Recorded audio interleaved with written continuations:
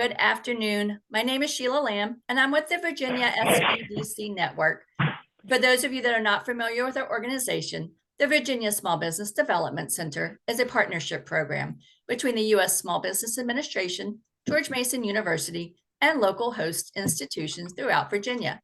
With 26 locations across the Commonwealth, we provide training and technical assistance to small businesses in their local communities. Our one-on-one advising services are available at no charge. Today's webinar, IRS Workshop, Business Use of Your Home, is presented by the Virginia SBDC Network in collaboration with our Blue Ridge Crossroads SBDC. Please save the date for our next webinar in the IRS series, IRS Workshop Schedule C and Other Small Business Taxes, are March 20th, and I'll drop that registration into the chat momentarily. We are recording today's presentation, and it will be posted on our website, virginiasbdc.org. Due to the large number of participants, everyone's microphone is muted, and the chat feature is turned off for attendees. But if you have questions during the presentation, you can type those into the Q&A box, and we will address them as throughout the session and at the end of the session and try to get to all of them. We have also enabled the live transcript function, which you can show or hide via your own meeting controls. And now it is my pleasure to introduce our presenters for today's session, Cheryl Jackson and Lisa Booker. Cheryl is a Senior Stakeholder Liaison for the State of Virginia with the Communication and Liaison Office of the International Revenue Service. She started her career with the IRS in 1997 and has served in many capacities, starting in accounts management and moving to collection as a revenue officer. As a Senior Stakeholder Liaison, she is responsible for establishing and maintaining stakeholder relationships and providing education and outreach to the small business community and tax professional organizations. Cheryl believes education is the best way to promote voluntary compliance of the law. And Lisa is a Senior Stakeholder Liaison for the state of Tennessee with the Communication and Liaison Office of the International Revenue Service. She started her career with the IRS in 1990 as a taxpayer customer service representative. She has worked in the Automated Collection Division, the ACS, of the IRS, with extensive knowledge and experience as a manager in the Taxpayer Advocate Service, TAS, in the state of Tennessee. Lisa has been a voice for individuals, businesses, and exempt organizations to ensure that all are treated fairly and to ensure that they know and understand their rights under the Taxpayer Bill of Rights. As a stakeholder liaison, she is responsible for education and outreach to tax professionals, business organizations, and community-based organizations. But more importantly, she shares IRS key messages to educate the public and improve tax administration, address known issues, and encourages feedback on how the IRS is doing. Please join me in welcoming our presenters, Cheryl Jackson and Lisa Booker. All right, Lisa, you can take it away. Thank you so much. Hello, everyone. And again, Lisa B., and I bring you greetings from Nashville, Tennessee. It is quite cold here, but I trust you are warm and in a cozy space. I will just also let you know I did have some technical difficulties. Our internet just wanted to take a break today from the weather, but we're going to get through this, okay? Before I get started, I need to mention that this presentation, it is informational only. It isn't intended to provide you with tax advice on your specific factual situation. Rather, the presentation, it is intended to provide you with general information about tax issues that arise, okay? So to get started, and I want to say for awareness, effective for tax year beginning 2018, employee expenses for business use of the home no longer allowed. You can no longer claim any miscellaneous itemized deductions on Schedule A, including expenses for using your home as an employee. You can deduct more than $10,000 and $5,000 if merit filing separate of total real estate taxes paid, including state and local taxes, to be reported on combined Form 8821 and Schedule A of the 1040. The amount that you can enter on the worksheet to figure the deduction for business use of your home may not be the full amount of real estate taxes you pay. In this program, we will provide information from calculating and claiming the deductions for business activities in the home, as well as business use of the home. I'll review the requirements you must make to qualify for a deduction, how to determine the business percentage of home use, and the types of expenses you can and cannot deduct either in full or according to the percentage, and how to determine the limits on deductions and where to deduct the expenses on your return. Also, the term home includes a house, apartment, condominium, mobile home, boat, or similar property which provides basic living accommodation. It also includes structures on the property, such as in an unattached garage, studio, barn, or greenhouse. Now, the simplified method, as announced in Revenue Procedure 2013-13, is an easier way than the method provided in the Internal Revenue Service or Internal Revenue Code, which is the standard method, to determine the amount of expenses you can deduct for a qualified business use of a home. The standard method has some calculations, allocations, and substantiation requirements that can be complex and burdensome for some small business owners. The simplified method is intended to reduce that burden. The simplified method or optional deduction is capped at $1,500 per year based on $5 a square foot for up to 300 square feet.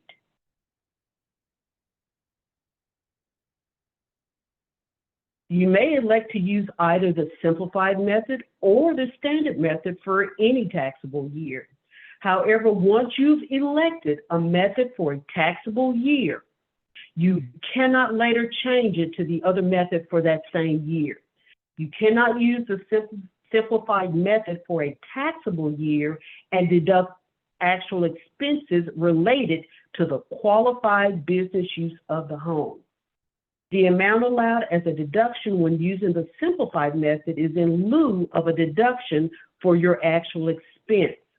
If you are a sole proprietor, report deductions using Schedule C, Form 1040, which is a profit or loss for business form. Calculate using the simplified method worksheet in the instructions for the Schedule C.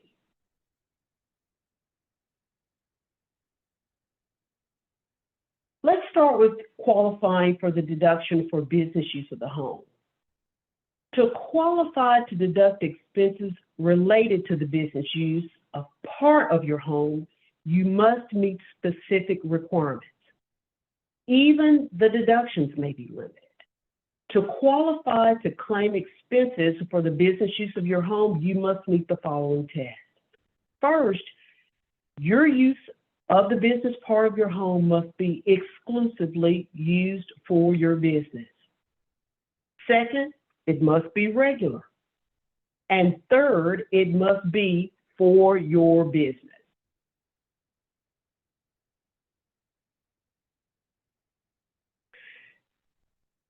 That is, the business part of your home must be one of the following: your principal place of business, or a place where you meet with, say, patients, clients, or customers in the normal course of your business, or a separate structure not attached to your home that you use in connection with your business.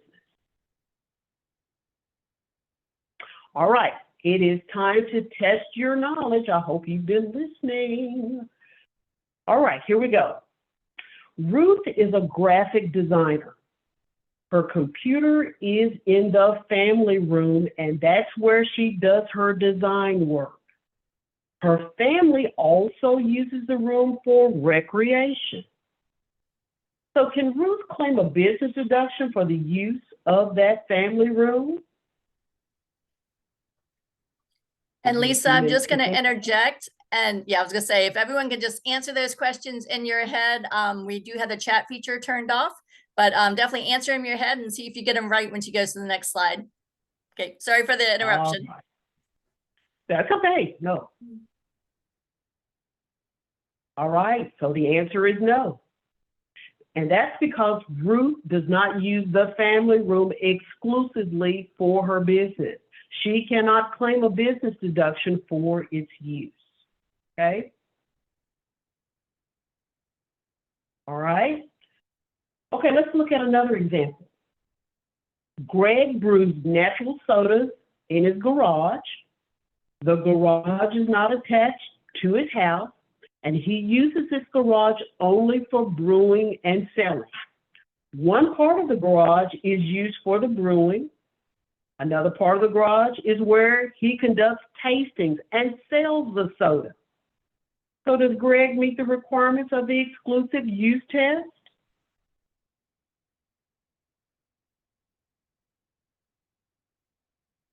All right, the answer is yes.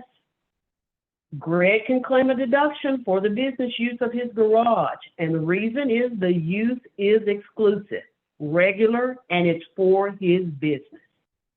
All right. I'm going to say everybody got 100 on that. All right, there are exceptions to the exclusive use test. You do not have to meet the exclusive use test if you use part of your home for the storage of inventory or product samples, or if you use part of your home as a daycare facility. Storage of inventory and daycare facilities have separate requirements.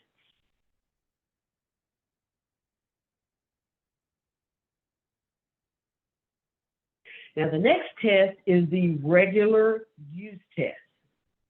To qualify under the regular use test, you must use a specific area of your home for business on a continuing basis. You do not meet this test if your business use of that area is only occasional or incidental, even if you do not use that area for any other purpose.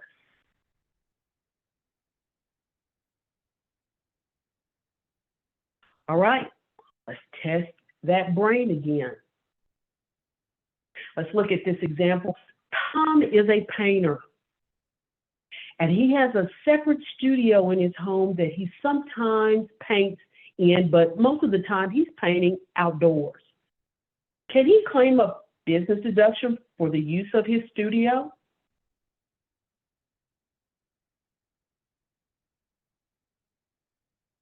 All right, and the answer is no. Tom cannot claim this because, Tom cannot claim, but this is just a deduction for the use of a studio, as he uses the studio only occasionally and not on a continuing basis, okay?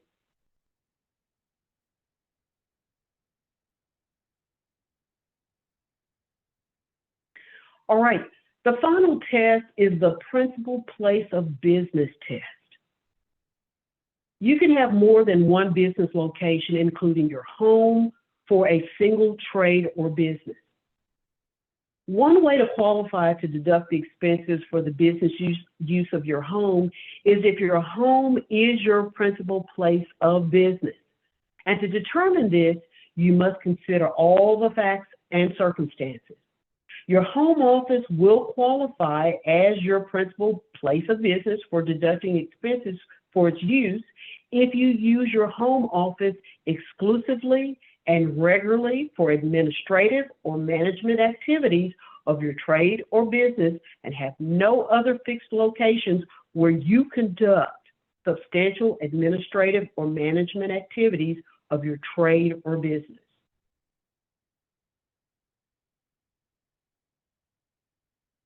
So what are administrative or managerial activities? Common activities would include, say, billing customers, keeping books and records, ordering supplies, setting up appointments, and forwarding orders or writing reports. Okay? Activities that don't qualify your home office, or there are activities that you might think disqualify your home office as your principal place of business, but they don't. Say, for example, employing others to conduct your administrative or management activities at locations other than your home, or conducting administrative or management activities at places that are not fixed locations of your business, such as in a car or a hotel room. They do not qualify your home office as your principal place of business. Occasionally, conducting minimum administrative or management activities at a fixed location outside of your home also does not qualify your home office as your principal place of business. And finally, the last activity that does not qualify your home office as your principal place of business is conducting substantial, not administrative, or non-management business activities at a fixed location outside of your home and having suitable space to conduct administrative or management activities outside of your home, but choosing to use your home office for those activities instead.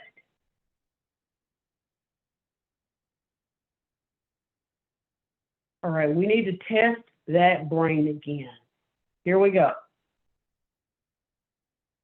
This is Jim, and he's a self-employed plumber. Most of the time is spent at customers' homes and offices installing and repairing plumbing. He has a small office in his home that he uses exclusively and regularly for administrative or management details of his business, phoning customers and ordering supplies and keeping his books.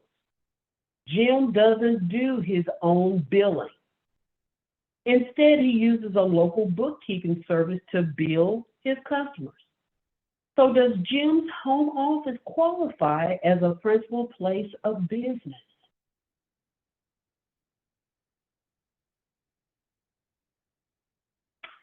All right, so the answer is yes.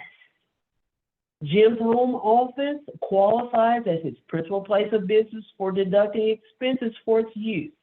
He uses the home office for the administrative or managerial activities of his plumbing business, and he has no other fixed locations where he conducts these administrative or managerial activities. His choice to have his billing done by another company does not qualify his home office as his principal place of business. So Jim's business meets all the qualifications, including principal place of business, and therefore Jim can deduct expenses to the extent of the deductions limited for the business use of his home. Let's look at another test. If you don't meet the principal place of business test, you might qualify under the meeting place for customer test. Your home office may qualify if you meet or deal with patients, clients, or customers in your home in the normal course of your business, even though you also carry on business at another location. You can deduct your expenses for the part of your home used exclusively and regularly if you physically meet with patients, clients, or customers at your home, and the use of your home is substantial and integral to the conducting of your business. Okay?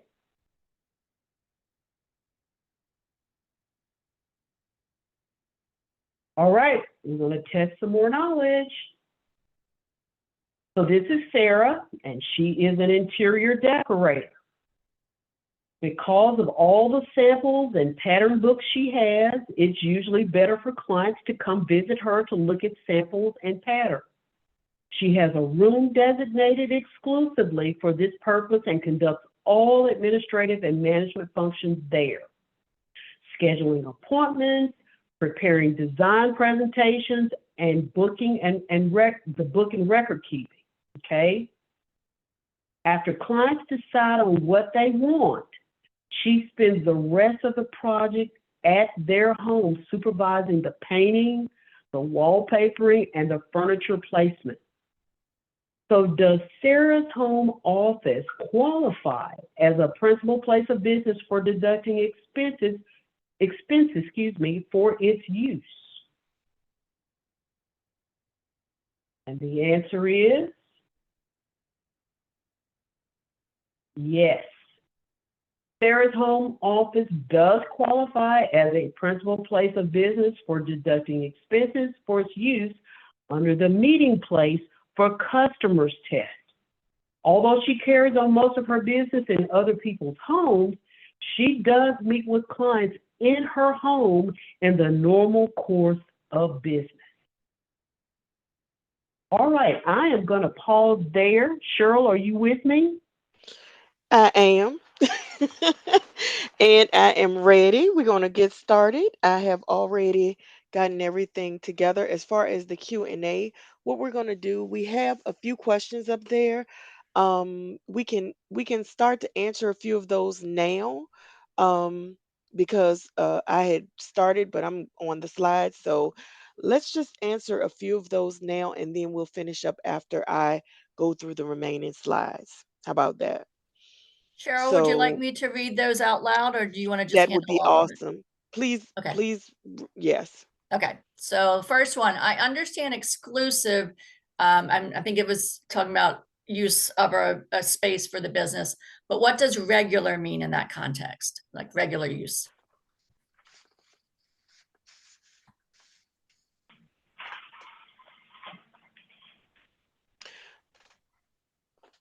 Okay, so Do you, when we're looking at exclusive versus the regular use of the home, exactly. a lot of that went through the questions that Lisa gave as her examples.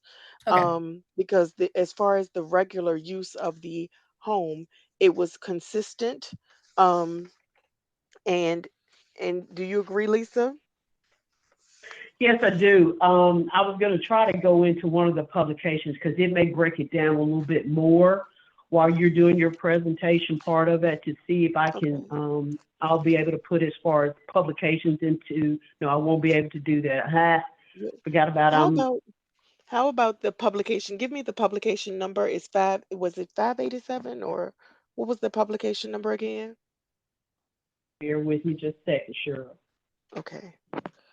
I'm gonna look at it myself because I gave it to you and then I I didn't send it to myself. I know, I Uh, know. there we go. Everyone, There but we you go. familiar. We'll There we find it. go.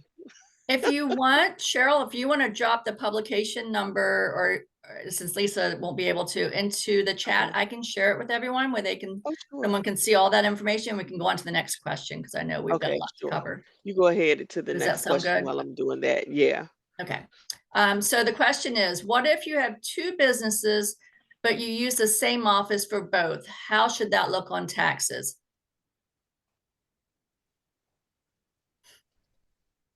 Mm. I don't know why I've heard that question before. It sounds like it Because would be a common one. it's supposed to be exclusive. Yeah, it's supposed Well, to be exclusive to that one, but that would be more of a when you have a what is it? You have a your accountant, your practitioner, because at a certain point we introduce some of this stuff to you, but you're going to need to have practitioners to go over when it gets a little bit more complex and things like that. So that's what my suggestion would be to do when you have, especially if you have two businesses that you're trying to operate and you're using the same office because it could be, there's a little bit more to that of dividing it up and all of that good stuff. So, um, and more information is probably going to be found in the publication 587. Publication 587, Business Use of Home. 587. Yes, mhm, ma'am. Okay, Publication and I'm 587. going in to type that in right now. I've got it. Oh, you got it. Good Yeah. job. Thank you. And then Thank you. actually, Thank Cheryl, if you want to share a link how we get to that, I'll Okay, share that one as perfect. well. That, we'll get that. And we do have another question. Going back to the example of Jim's business, when you asked that one of those questions, Lisa, could he use the registered agent as a principal address in the event he wishes to keep his personal address private? That is beyond my scope. Okay. I can't answer that. Fair Again, enough. that information could possibly be found in that publication 587. Otherwise, as far as a tax professional would have to assist with that one. Okay.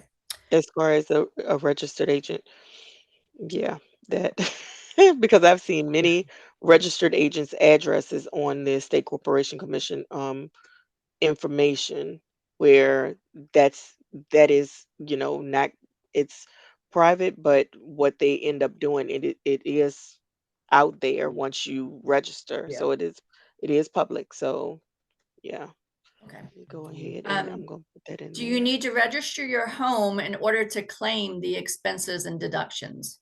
Or your home office, I'm sorry. When you say register, I'm not sure what that means. Yeah, I'm going to ask whoever asked the question, do you need to register your home office in order to claim expenses deductions? If you'll just elaborate, and we'll come back to that one. We have a few more, but ladies, do you want to continue with the presentation and get back to the rest? I'll let you decide. Let me go ahead.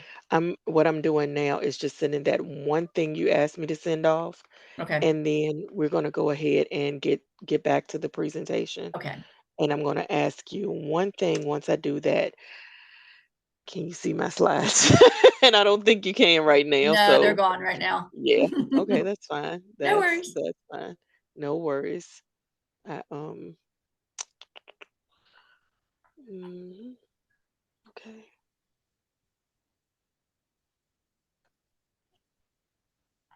Mm, okay, no. Okay, so that Where's that? last question was, for example, if you use part of your basement as an office, I guess, do you need to register the address? I can't answer that. I I was don't going think to, you, but I can't. I don't think you would have to register that. Okay. You would have to register it anywhere. You know, especially if it was if you were involved in an audit, it'd probably be as far as someone to come out, as far as a field agent to take a look at that and see what you're using as far as IRS purposes.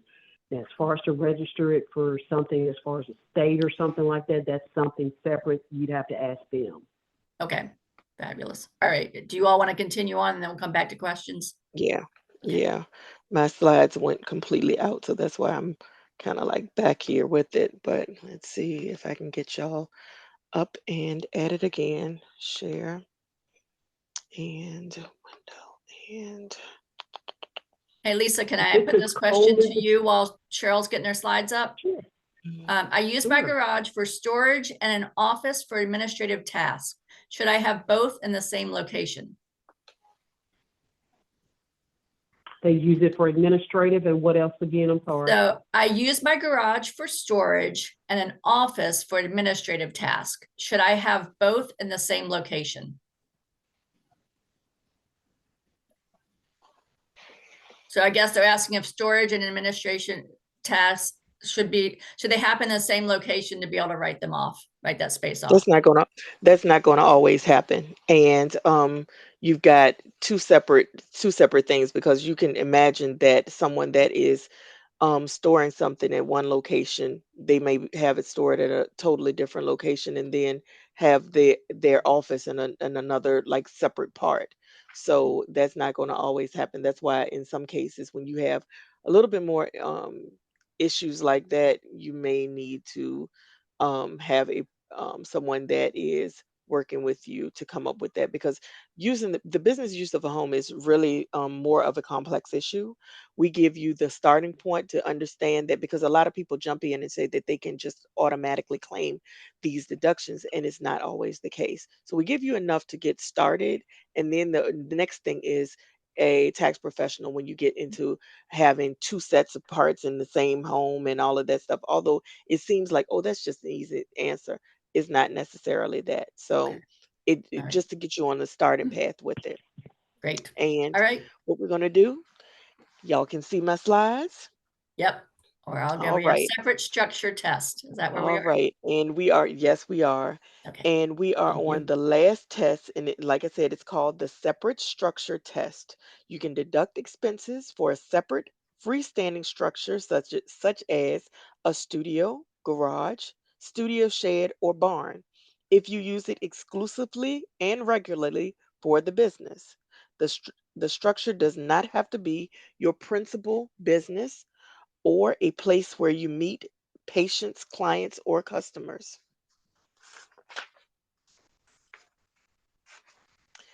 Now, we're going to test your knowledge again.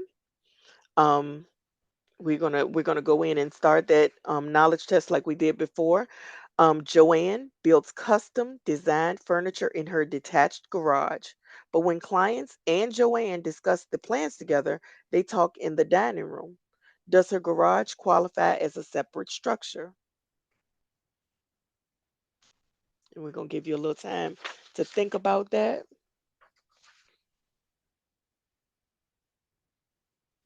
Yes, Joanne's garage is a separate structure and is used exclusively and regularly in her business. She does not have to meet clients there to be eligible to deduct the expense for its use, subject to the deduction limit. Now we're going to move on. And that kind of answered some of the questions we had before. So we're going to get started on talking about the limits to the deductions.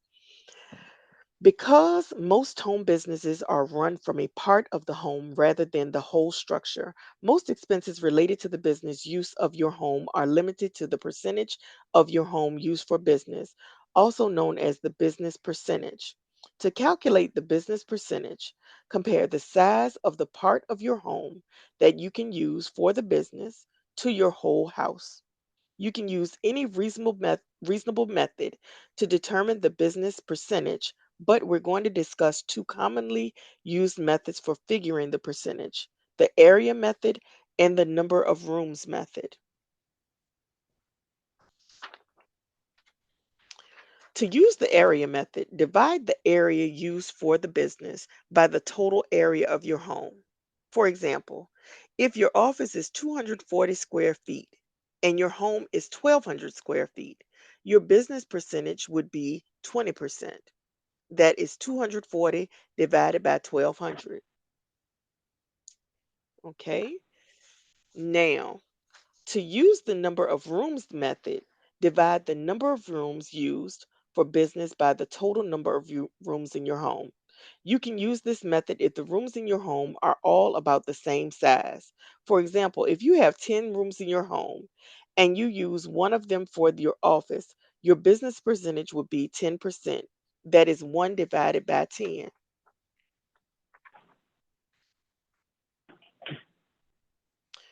Now that you know how to calculate the business percentage, here's where you record it.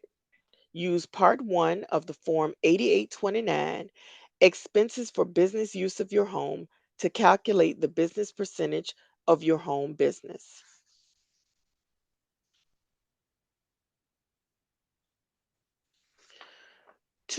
There are two types of expenses related to using your home for business. The first are expenses related to the business activity in the home, but not to the use of the home itself. The second expenses are for the business use of the home, and these expenses are divided into three categories: direct expense, indirect expense, and unrelated expense. Let's discuss the first type of expense. Business expense business expenses related to the business activity in the home.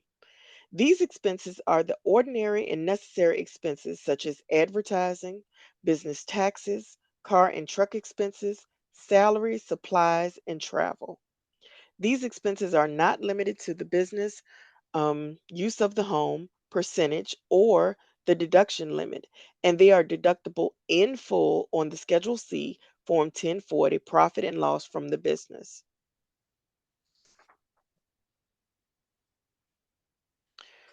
The second type of expenses is for business use of the home. As we mentioned before, expenses for the business use of the home are divided into three categories: direct, indirect, and unrelated expenses. The part of a home operating expense that you can use to calculate a deduction depends on whether the expense is direct, indirect, or unrelated, as well as the percentage of your home that is used for your business. Direct expenses are expenses only for the business part of your home. These expenses are generally deductible in full unless subject to the deduction limit, which we will be discussing soon. A good example is painting or repairs made only in the area used for business or having high speed internet service for your business. So you can advertise your business through your website and communicate via email with your customers. Indirect expenses refer to expenses for running your entire home, but are deductible based on the percentage of your home used for business. They may also be subject to the deduction limit. Examples of indirect expenses are homeowners insurance, utilities, and general repairs such as a new roof or gutter cleaning. Unrelated expenses are expenses from the parts of the home that are not used for the business, such as lawn care or improvements to rooms not used for the business. These expenses are not deductible.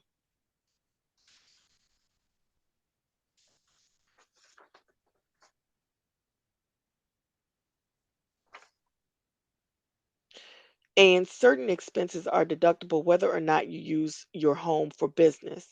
If you qualify to claim the business use of your home expenses, you can use the business part of those expenses to calculate the business use of your home deduction. These expenses are real estate taxes, deductible mortgage interest, qualified mortgage interest, insurance premiums, and casualty losses.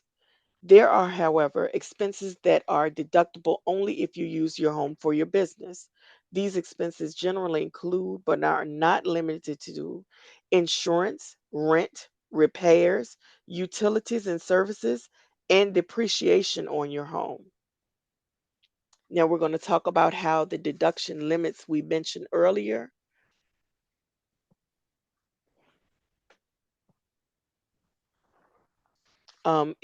about about those deduction limits. If your gross income from the business operated or managed from your home, okay. If your gross income from your business operated or managed from your home equals or exceeds your total business expenses, you can deduct all your business expenses. If, however, the gross income from that business is less than your total business expenses, your deduction for certain expenses for the business use of your home is limited. These expenses are limited to the gross income from the business use of your home, minus the following: ordinary and necessary business expenses, as well as the business part of the expenses, such as your mortgage interest, real estate taxes, and casualty losses that you could deduct even if you did not use your home for business. Expenses that cannot be deducted because of the deduction limit can be carried forward to later years subject to the deduction limit in those years. Self employed individuals show their business income and expenses on Schedule C, Form 1040, profit or loss from the business.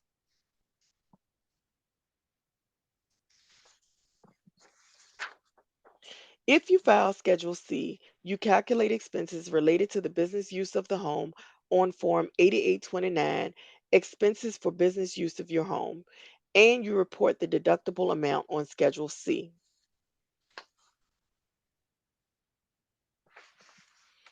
Now let's look at the part one of your Schedule C, or for the home use of for the home use of the business. Um, That's part of the Form 8829. First, determine the area of the home used regularly and exclusively for the business and enter that number on line one. Next, you would enter the total area of your home on line two. Now divide the area of your home used for the business by the total area of your home. That is, divide line one by line two and enter the result as a percentage on line 3. If you are not operating a home daycare business, you can skip lines 4, 5, and 6 and instead re-enter the percentage from line 3 on line 7, and that's it. You completed part 1. Not too bad. Line 7 is your business percentage for the business use of your home. Now, we're going to look at part 2 of that 8829. We're going to calculate your allowable deductions on this part in part 2. We start with line 8, where you will enter the amount from Schedule C, line 29, plus any gain derived from the business use of your home, shown on Form 1040 Schedule D, Capital Gains and Losses, or Form 4797, Sales of Business Property, minus any loss from the trade or business not derived from the business use of your home, and shown on Schedule D or Form 4797. I know it sounds confusing, so let's go over line 8 in more detail. If all the gross income from your trade or business is from the business use of your home, the source of the entry on line 8 is the amount on Schedule C, line 29. But don't write in the number from the line form Schedule C, line 29 yet. To that number, add any gain derived from the business use of your home and shown on Form 8949, Sales and Other Disposition of Capital Assets, or Form 4797, Sales of Business Property, and subtract any loss shown on Form 8949 or Form 4797 that are allocable to the trade or business in which you use your home but are not allocable to the use of the home. Now, if a business owner files more than one Form 8829, include only the income earned and the deductions attributable to that income during the period you owned that home for which Part 1 was completed. Enter the amount calculated on line 8. This may be the same as line 29 from Schedule C. The third step is calculating your deductions for the operating expenses for your home. Looking at lines 9 through 23, you'll see that most of those lines have two columns, one for direct expenses and one for indirect expenses. Enter as direct or indirect expenses only expenses for the business use of your home. That is, expenses allowable only because your home is used for business. For lines 9, 10, 11, you would enter only the amounts that would be deductible whether or not you use the home for business.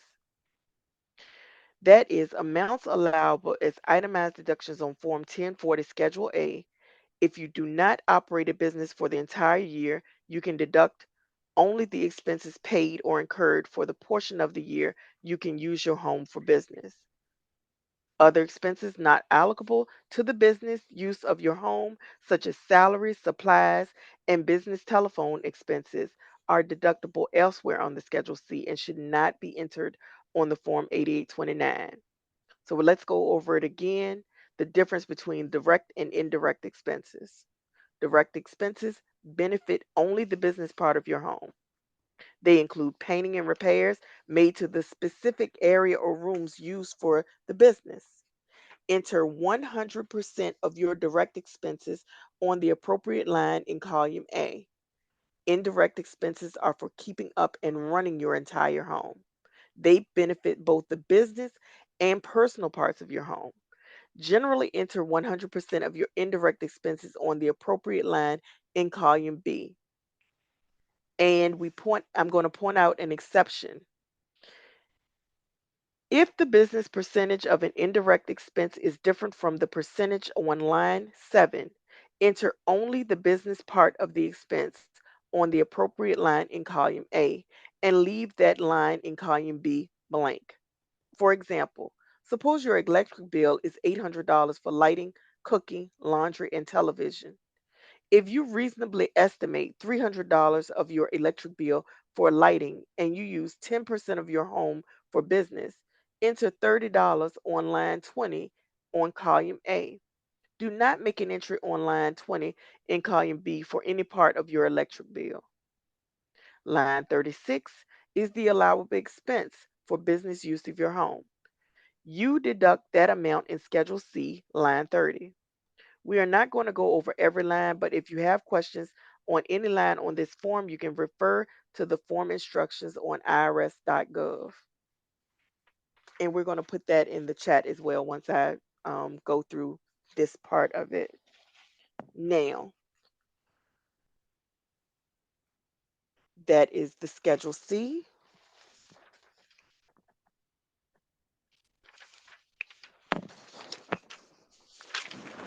Okay.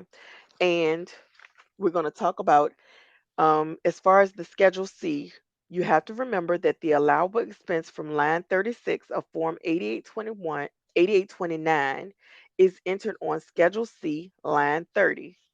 I encourage you to read the instructions on Form 8829 for more information as well as consult with a tax practitioner if necessary, because that was a lot.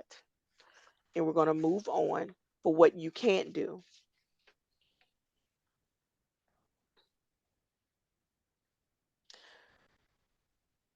Now, we're going to talk a little bit about business owners twice. Do not do a double deduction for real estate taxes and mortgage interest.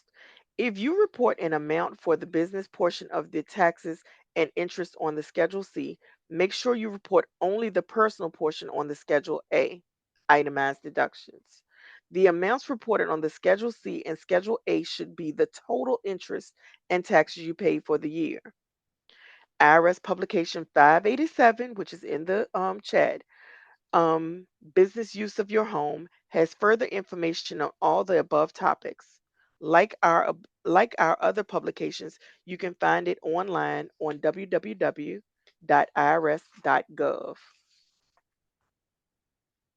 Now, if you used your home for business, some special rules apply when you sell it at a profit or what is sometimes referred to as a gain. So if you sell your home, briefly, you have to pay taxes on the part of the gain that is equal to what you claimed or could have claimed for depreciation over the years. For more information on the sale or exchange of a home, you have to see IRS publication 523, Selling Your Home.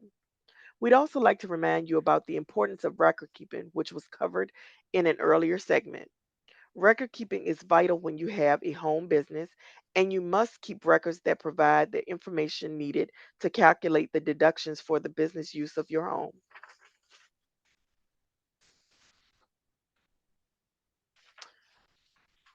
Also, we want to touch on tax avoidance schemes related to home based businesses.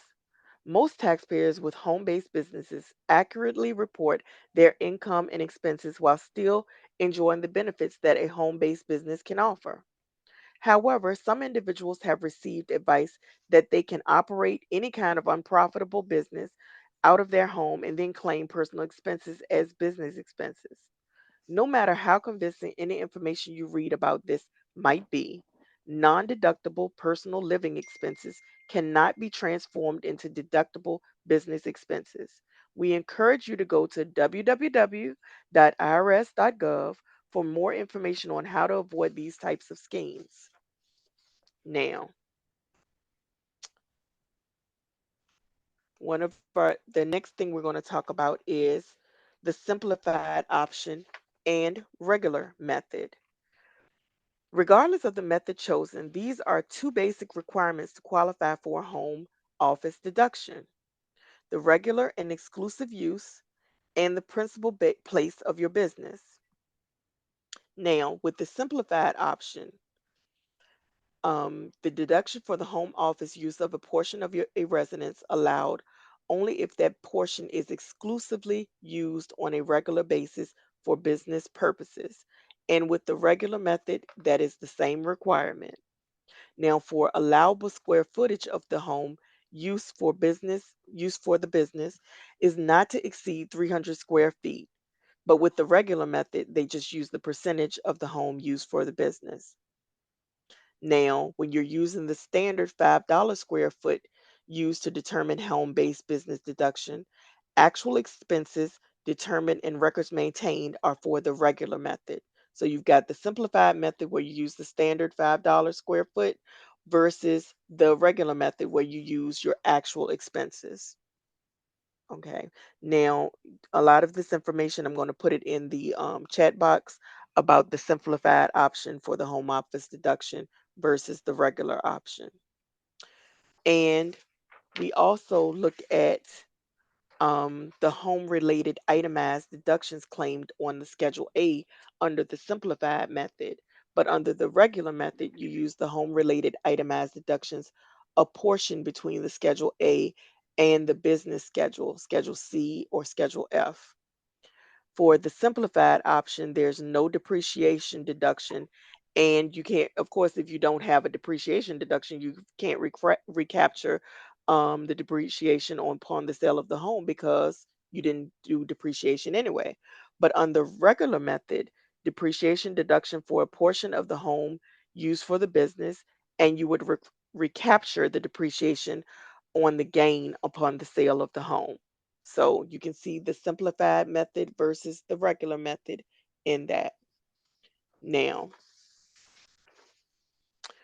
we're also looking at um, the deduction for the simplified method. The deduction cannot exceed gross income from the business use of the home less the business expenses. And under the regular method, it's the same thing.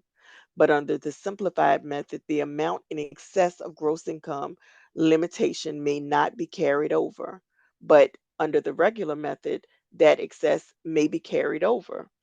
And so the loss of the carryover from the use of regular method in prior years may not be claimed under the simplified method, but under the regular method, the loss carryover from the use of regular method in the prior year may be claimed if the gross income test is met in the current year. So you've got a lot of things to think about with that.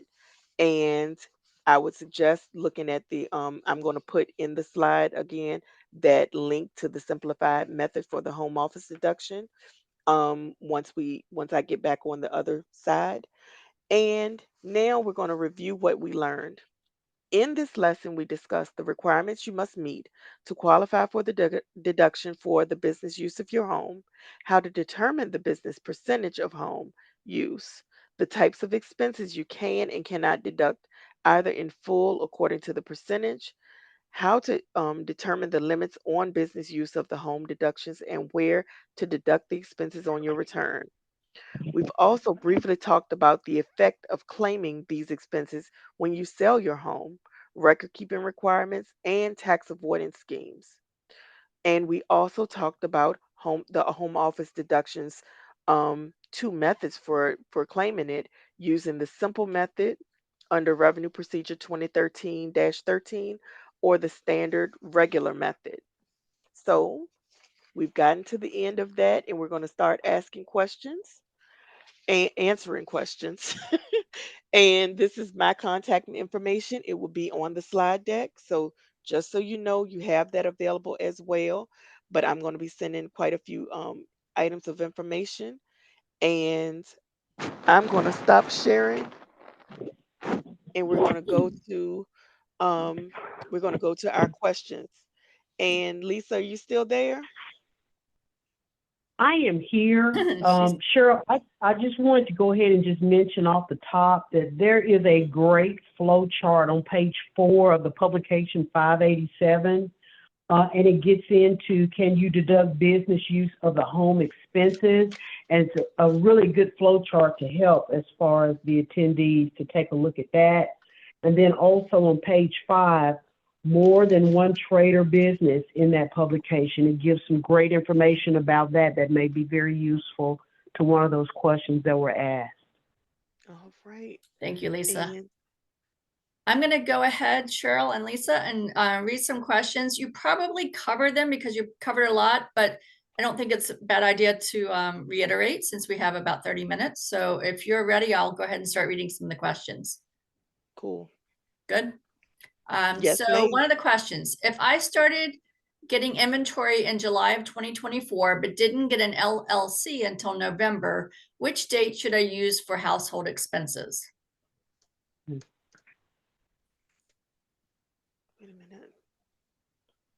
Look at these. And Cheryl, I would just, I'm just being very candid. I would be referring that over to my tax practitioner, my tax pro, to answer that question, because there may be some additional questions that they may want to ask them on Exactly. that. Okay, thank you. That's what I'm seeing. That's why when we spoke in the beginning about not being able to answer certain questions because ooh, okay, because because there are some things with this. When I went into my stuff as far as filling out that form, one of the things that even my as in my slides that I included in my slides was that this gets complicated. You could tell when I started going by lines and everything like that, it's very complicated. You need to talk to a professional when you're getting some of this stuff because you don't want to add something in or include something that doesn't that is not deductible, or the business use of a home is something that we bring to the table. We understand that it's there and it's present for you, but you need to make sure that you fit into all the lines and dots, because it's very easy to I can see someone easily going in and claiming something that is for their personal side, like doubling up on their mortgage interest when they're claiming this, or putting more where the total doesn't match up, and it is easily verifiable because we get the mortgage statement from your mortgage company. The interest is included in your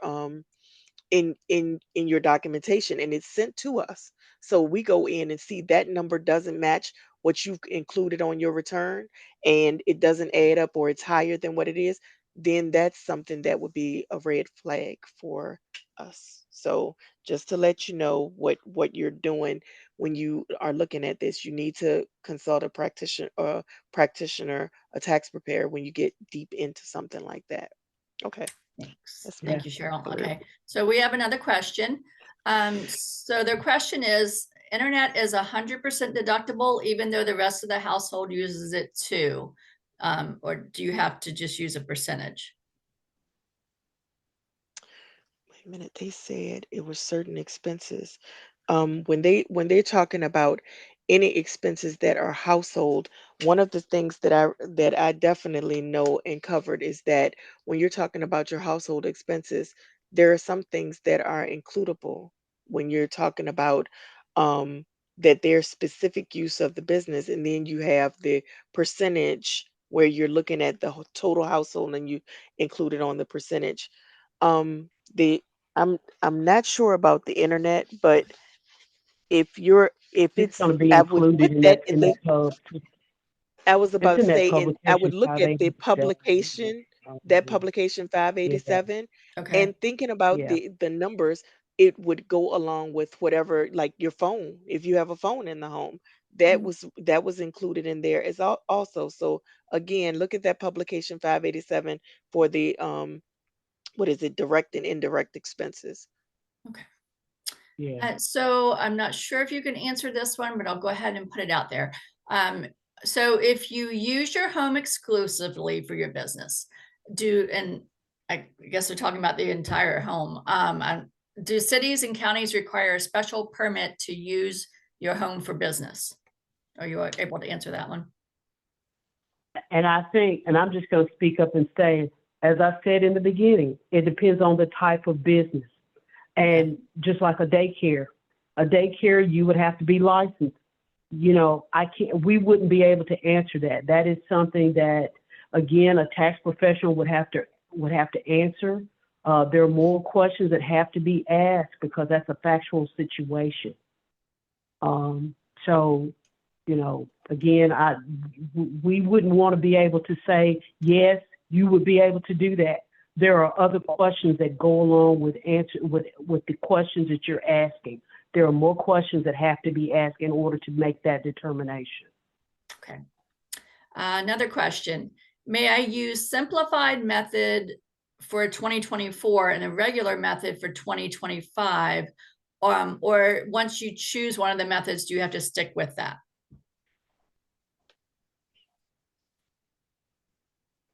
You're saying to alternate from one year to another year, use another method? That's what it sounds like, yes. Yeah, I believe you can go ahead and you can do that. You can switch it from year to year as to whatever it is you're using, but you got to stick to it for that particular year. For that year, okay. Let's see. So what are some things to look out for when picking a tax person, or red flags to stay away from? Ooh, now that is That's a loaded question. that is that is a good question because Yeah. we actually have a presentation on preparers and choosing the preparers. We have, and I'm going to put something in the chat box about Please. choosing a preparer because Great. there are red flags as far as ghost preparers and people that won't sign your tax return, or they're basing your refund. They're basing how much they charge you on the amount of refund you get. Things like that are things that you can well establish that that's when you're getting into someone that may not be the best of that. But I'm gonna, like I said, I'm gonna go in and find something else to add to that because that's one of the things that for sure when you're choosing a tax preparer, um there's so many prepare. There's so many things that go along with that, but exactly that those things that I gave you is, like I said, ghost preparers and all of that good stuff. That is some, and when we say ghost preparers, that's somebody that won't sign your tax return. You can prepare my tax return, but you're not gonna sign it. You know, that's something you have to think about as well because that's somebody that's not standing by what they're doing, and you A that paid would let you preparer. know exactly. Yes. I'm getting Yeah, and yeah, you're gonna yeah. pay And you you're want to be paying them. able, and I just want to add, you want to find somebody who's going to be accessible to you year round. If you were to get a notice in June or July, you should be able to still be able to contact that tax preparer when you got an issue, if they prepared that tax return. If you paid someone to prepare that tax return, they should have, as far as a P10, a number at the bottom of that tax return to show that they are a legitimate paid tax preparer through the eyes of Internal Revenue Service. They should have a P10 number. They should not be asking you to sign a blank tax return if they're saying, as far as refunds should be deposited into my account and then I'll put it in your account. I'd be very leery of that. You should be able to see that your routing number and account number, if you do a refund, is on that tax return before you sign it. Absolutely. Yeah, that was good information. I did drop those links into the chat for everyone. Thanks, Cheryl. And thank you, Lisa. So we had another question. So does meeting at your home as a principal place of business, does that include also if you're doing electronic meetings, like Zoom and Teams, in addition to physically meeting? If you wait a minute, Mom. If you're on Zoom or Team, that is work. That is a part of your job. If you're, that is the same because you're actually meeting with them. Just because they're not physically there, that is you're doing the job, a part of it. Think about if somebody is like an architect or whatever, and they're going in and having meetings and they're showing them their presentations on their computer. That's a part of the job, so that would be considered meeting for the job as well. So yes. Great. In addition to using your internet, if you use your phone for business, but it's not exclusive, can you deduct a percentage of your phone bill?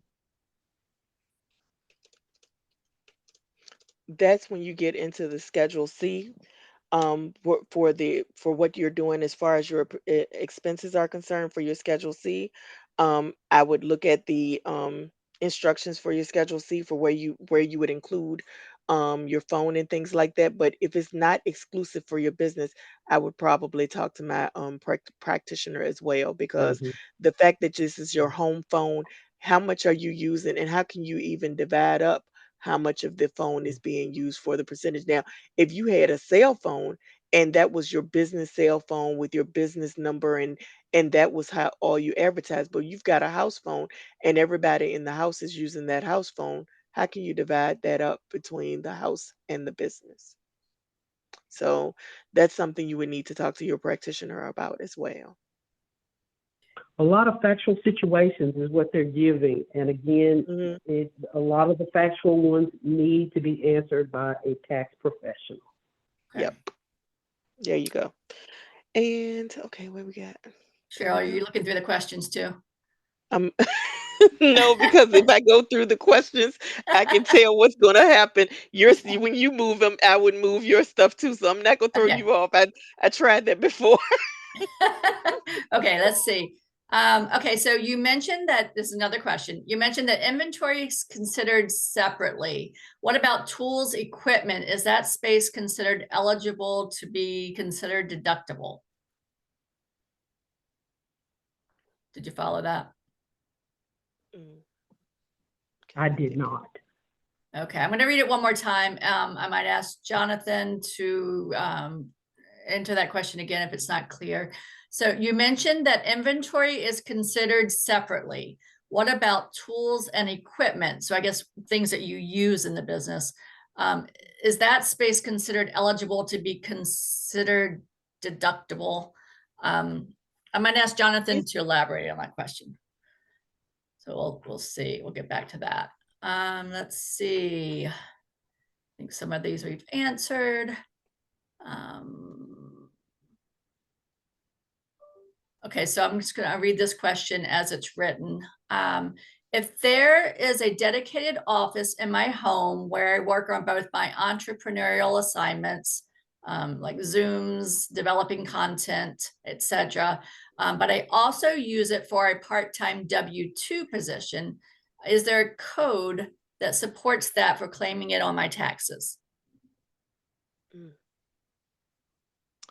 I don't know whew, the code. okay. That would be something a tax practitioner will I, have to answer because when you're saying, and and the reason Okay. why especially in particular is because, okay, you've got two businesses. We already said that there's an issue with if you're an employee and the expenses for a home office for an employee are not deductible. That was one of the first things we said. But then you've got this business that you're operating out the same location. Is that considered this, deductible based on that? Now you have to have a practitioner to say, okay, because there are certain things that a practitioner would for sure know that if it's if they can be split up, or if it can be split up based on the use um for one versus the other, because now is it really considered exclusive use, you know? Mhm. And yeah, so that's why we'd say go ahead and talk to a professional about that one. And I recall you covering this. This question came in a little earlier, but I'm going to go ahead and read it. It says that they also think it was mentioned, but they're not clear if real estate taxes can be used as a deduction. They say they're not sure if you mean real estate taxes? Real estate taxes can be used as a deduction. Okay, so we in there we talked about indirect versus direct taxes or expenses.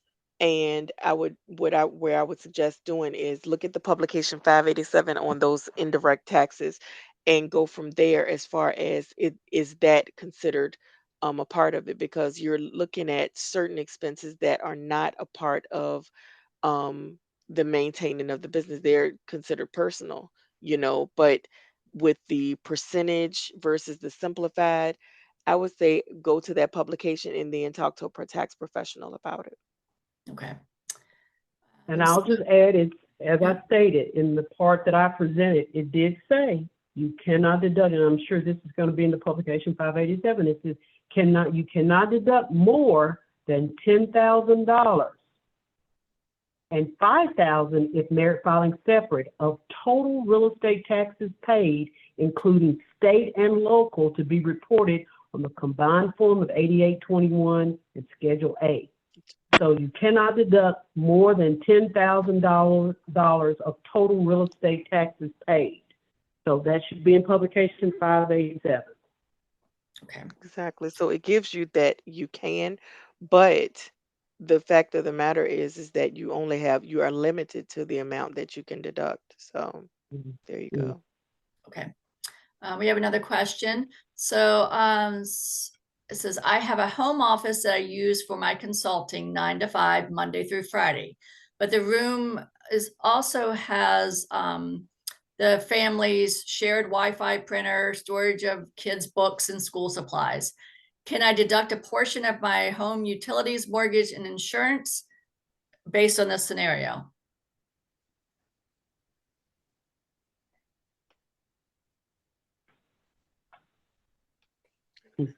I was, depending on as far as the square foot, I would have to refer that. I'm just going to say tax practitioner would have to take a look at that. You'd have to explain it to them again, another factual situation that you're asking. Okay. Facts and circumstances. They may have other questions that they need to ask you since it is combined space that you're using other things for. Okay. How about this? Another question. I lease a car under the company name. Can I use the expense for tax deduction Well, that's not referring to the or for business tax use reduction? of a home. Um, Again, some of the questions that are coming in, I think they're getting a little bit into tax law type Okay. questions. We're talking about a vehicle now, so you really need to consult as far as tax practitioner, or you can go to irs.gov, and up at the top it says help. If you click on that link, there is a section that will take you to some of the questions and answers that IRS has on their website that may be able to assist you. That's helpful. I think, let's see, we've covered. 589. I think it is. Okay. I'm pretty sure you covered this too, but we'll go ahead again just to make sure we're clear. So this is someone who's working as an independent contractor, a 1099. I occasionally use an office at my home for remote meetings. Would this qualify as a meeting place for customers? Are they an employee? They're not an employer. This is their sole business. This is their Yeah, they're business. an It's not an independent employee's business. contractor, They're an independent 1099. contractor. Okay. And this is the sole exclusive use of that area. It's not That nothing I'm else not being done sure. in that Yeah. area. That's the you have to look at the test that they have for exclusive and regular use for the Okay. home in order for you to be able to make that deduction or claim that deduction. So Okay. that's let me see. Here's a question. Let's see if you can answer this one. It's what if you're just getting, you're just getting started and you made a couple of purchases to start up the business and then you got a business bank account. What would you do to write it off? So I guess the original purchases were made in a personal account and then they switched to a business bank account within 1 year. How would they, is that something you all can answer? Okay. I wouldn't touch that. To me, I'm not touching that one. That's something, again, a tax practitioner needs to be able, they're going to be the ones who's going to determine as far as if it's going to be deductible, if it's under your business or not, depending on even if you pay for it personally under your personal account and not a business account. So that would have to be a flow through that they would need to make a determination on. Okay. Let's see.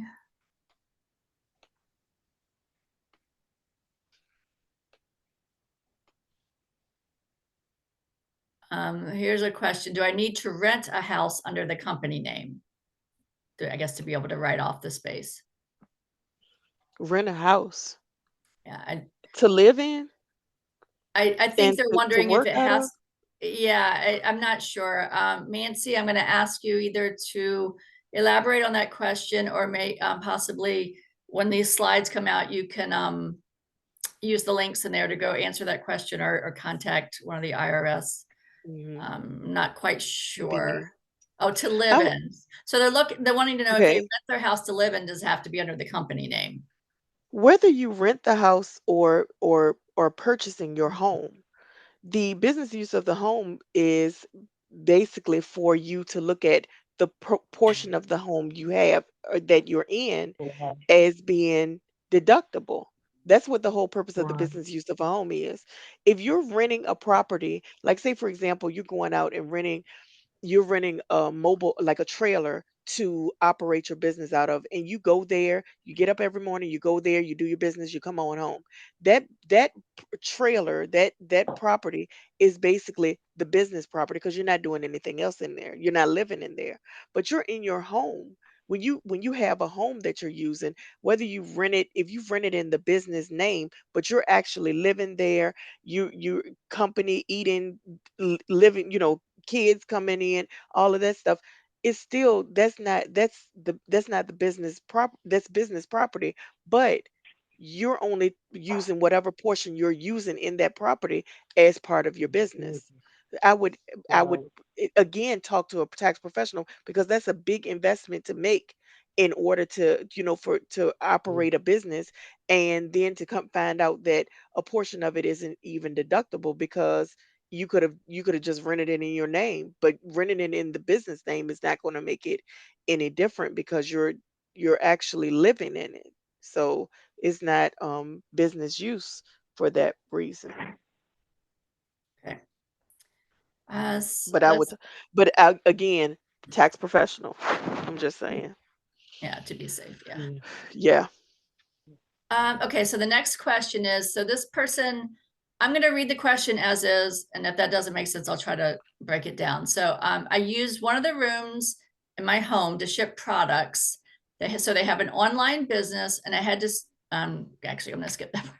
So they have a physical location and an online business. Okay. And they use one of the rooms to ship the products out of.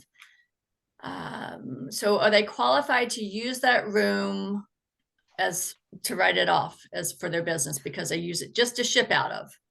If they're only using it to ship out of. But if that room is being used as a play area, as anything else, no. The answer is a no because it has to be exclusive use. Okay, And once you get into it deeper, but if you're talking about exclusive use of that room is where you have all of your products for shipping. You may be in there doing the packaging and putting stuff together and getting stuff, but when you finished in that room, you close that door and that's all that room does. That room is exclusively okay, used for that. thank you.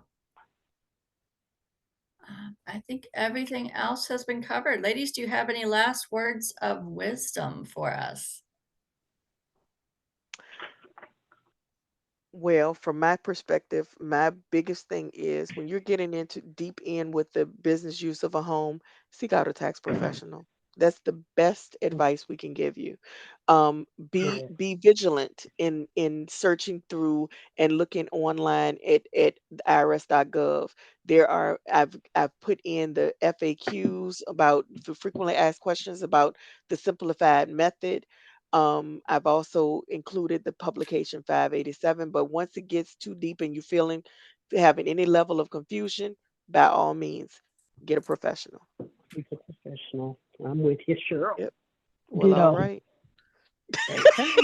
That Ditto. sounds like the quote of the day. Seek a professional. Yeah. Yeah. That it Cheryl, is.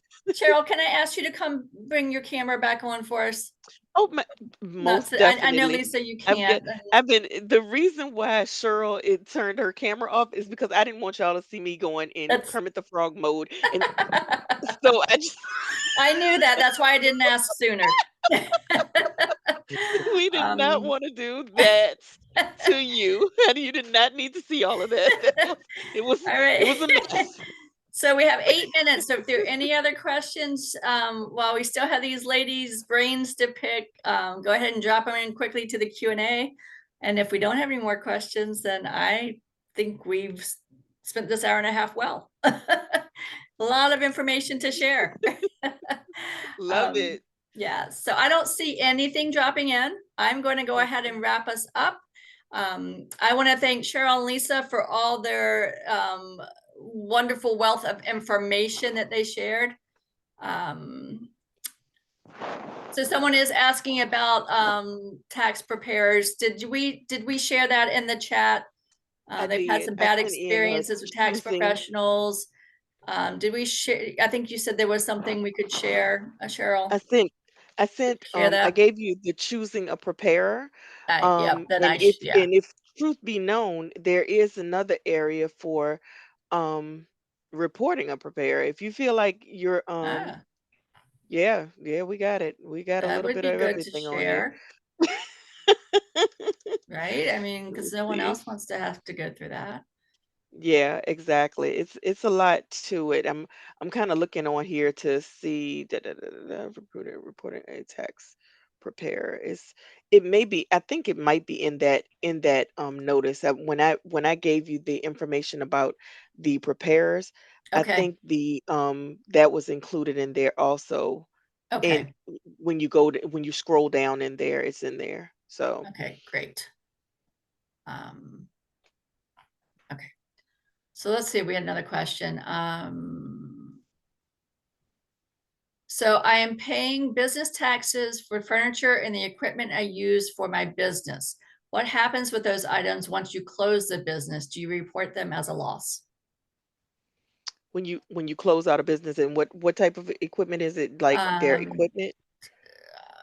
Furniture and equipment that they use for the Okay, business. those are what's the thing is that you're going to get into when you have those types of equipment, you're going to get into things like depreciation, because that's talking about something else, the furniture and things like that that would have been depreciated and things like that, that I hate to say go it, you're going to probably end up needing to talk to your preparer, but you probably are, because when you go in to dispose of that business, you have to indicate that, especially if it was something that you had been depreciating, or something that you had been if you purchased it and deducted it in the beginning or whatever, that's one thing.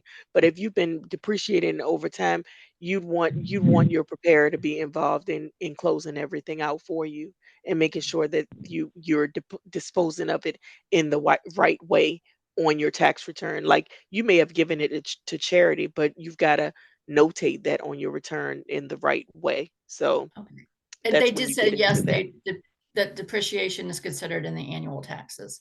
Yeah, exactly. But when you're closing it out, you gotta close it out in a certain way, and that's why a preparer Okay, come in handy for sure. great, great. Okay. I just like to say, I'm telling you, 587 has some good information in it. Even, I mean, expenses that you guys are asking questions about, it has sections devoted to them. So I again encourage you to get the publication 587 and go from there on a lot of your questions. And if it's not there, again, seek professional assistance. Great. Yep, there it is. Ladies, it was that I put that link in the chat, but was it in the slides? If not, I will add it to the follow-up email. Just to make sure everyone has that link. I don't know if you To the recall if it's publication in. 587. Yeah. Oh If yeah. not, I can You make want it sure it's in again? our I'll send it follow-up. to you.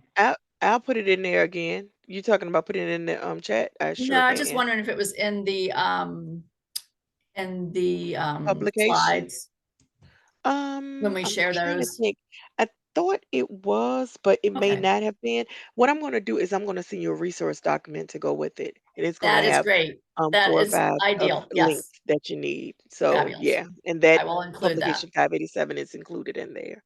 So, Wonderful. okay. Well, thank you. I got you. Okay, so now I'm going to wrap us up because we are pretty much at the end of our time. So ladies, again, Lisa, Cheryl, thank you. Wonderful information. Thank Wonderful you. presentation. Lisa, hopefully if you join us again, we can see your smiling face next time. And then let's see. So I also want to thank everyone who attended today. We had a great crowd. And just as a reminder, you're going to receive an email with a link to the recording and the slides and that resource link. If you would like to sign up for upcoming webinars or access recorded webinars, please visit virginiasbdc.org/training. These resources are designed to be used in collaboration with your local SBDC advisors. You can sign up for a free and confidential session by emailing help@virginiasbdc.org or via our website. And we hope to see you all at our next session. Take care, everyone. Bye-bye. Thank you. Thank you.